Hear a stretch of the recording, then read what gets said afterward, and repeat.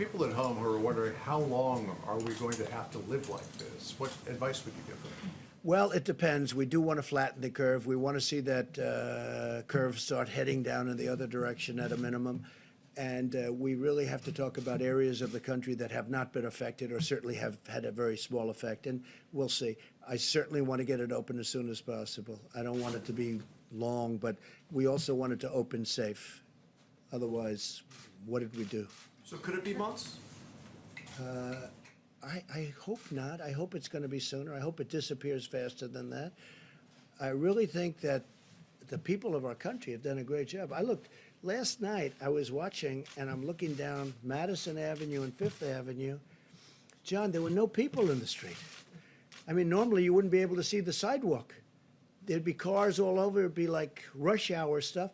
I'm looking at it, and I'm saying, I can't believe it. There are no cars. There are no people. There wasn't one person on Fifth Avenue walking down the street. I've never seen that before. You know, I guess maybe at 1 o'clock in the morning, 4 o'clock in the morning maybe, but I've never seen that before. The people have been incredible. They've really been, when you talk about distancing, social distancing, I mean, you know, we don't have a law. We're not going to put them in jail, and yet they're really, I think there's two things. Number one, they are afraid, and number two, they really are wanting to win this thing. Yes, yes, please. I wanted to ask you about United Airlines said today that they're worried that there's not enough money for them in the $2.2 trillion bill that you just signed, and that at the end of the sort of aid period, which would be the end of September, where the restrictions on layoffs come off, that they could be seeing significant layoffs. Sure. And so I was wondering what your reaction to that was, and what the administration might do to prevent. So yeah, sort sure. of It's a good question. We have brilliant people. We have a tremendous amount of money, and we have brilliant people that I'm taking from Wall Street with Secretary Mnuchin, who's done an incredible job, a brilliant guy.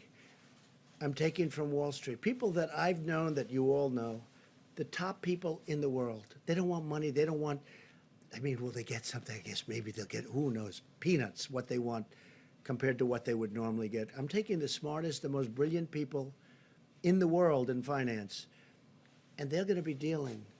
I'm not going to hire somebody that's never done it, that's a political person or anything else. We're getting the most brilliant financial minds in the world. I know all of them.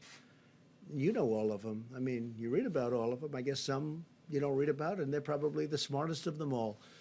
But the fact is, we're taking these brilliant people, and they'll be dealing with United, and they want to help. Look, the airline business, I'll tell you right now, the airline business has always been a tough business. It's always been a very tough business, tough to make money with.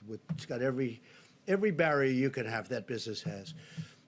But for our country, it's very important. We have to take care of our country. We need the airlines to stay. It's also big for jobs. So we will be able to handle United, and we'll be able to handle Delta, and we'll be able to handle all of it. We have plenty of money.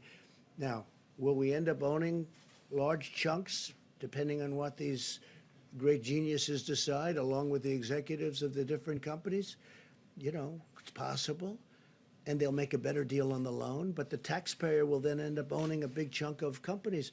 As an example, Boeing. Boeing, until a year ago, was the greatest company, I think, in the world by far. There wasn't, to me, there wasn't anything close. I believe it was 1% of GDP, okay? Think of it. One company, 1% of GDP. It was flawless. Then it had the problems, and then it had on top of it this whole thing with the virus. So Boeing will probably need a hand, and we're going to bring Boeing back to health. But we have the smartest people in the world. We have the smartest, I don't even know if you know that. I think this could be the first time you've heard it. People like Larry Fink we're talking to, and that's BlackRock. And we have, you know, the smartest people. And they all want to do it. They all, I mean, this to them, they love this country. They all want to do it. So we're speaking to people like that, and they'll be able to work it out. I guess my question is, there's probably a tension between bringing companies back to economic health and protecting people's jobs. I'm wondering if you're going to intervene and ask Treasury Secretary. No, I think they're the Mnuchin same thing. I mean, you know, bringing people back to health and protecting people's jobs. To me, and I'm okay at this stuff, that's the same thing. I'm in a much different position as president than if I were an investor or something. But I want to bring them back to health because I want to preserve their jobs. But I also want to preserve airlines because that's preserving lots of other jobs. That's preserving the travel and leisure industry, which is perhaps the largest industry in our country if you add it all up. You add up all the hotels and all the traveling and all the planes and everything else, probably by far the largest industry in our country. So saving the airlines is very important. And the airlines were all doing well. You know, the airlines were doing record business a month before this today, let's say. Even 22 days to be exact, right? When we first started seeing some real signs of problems. They were at record levels. Last year they had a record year, the biggest in the history of the airlines. Everybody was doing well. I mean, I was presiding over the most successful economy in the history of the world. And now we're going to have to rebuild it. And I think we're going to have an absolute incredible fourth quarter. You know, maybe it's slightly after that, to be honest, but it's going to be in that time period. As soon as we get rid of this, I think we're going to have an explosion upward. It's going to be incredible. Please. Mr. President, Florida Governor Ron DeSantis